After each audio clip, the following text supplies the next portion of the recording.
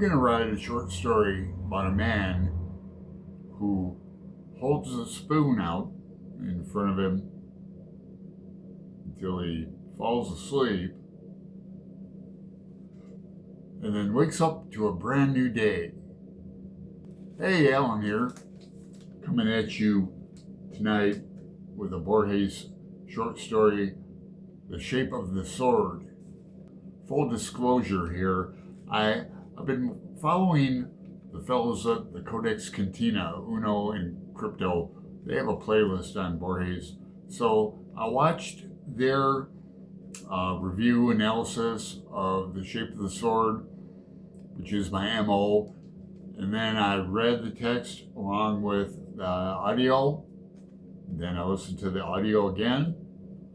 And now I'm coming to you with my take on it. And I'm going to talk more about Ireland than Uno and Krypto did, and talk about some other things as well. But this is an example of me not being bothered with spoilers when it comes to Borges.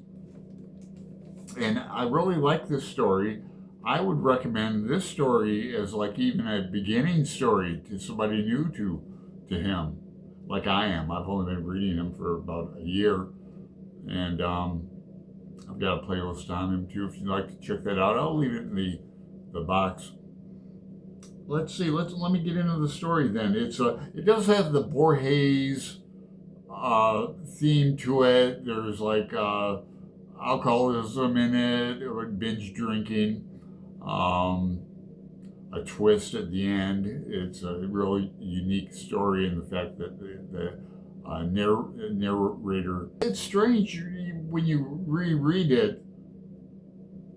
The narrator, do you know he's telling a story about himself, or is it a surprise to you? Let me know in the comments if you've read this.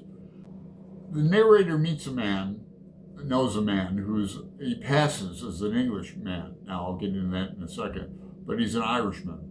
And he admits he's an Irishman.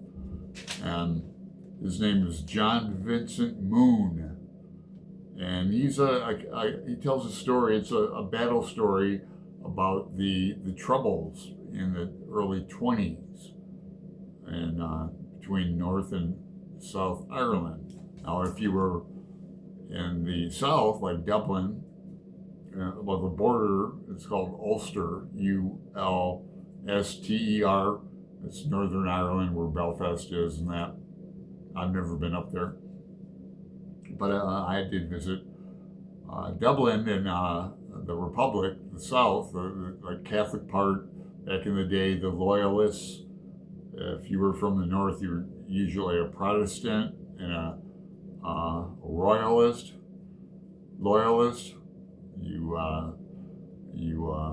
held allegiance to the Queen in England, and if you're from the South, you're usually Catholic and a Republican. So Moon was a Republican, but he tells a story, and I won't get into the battles and that. It's interesting, but a lot of details. I mentioned he's a binge drinker. He's also a coward. There's some religious connotations in the story. Jesus is mentioned, his suffering and his sacrifice on the cross for every man.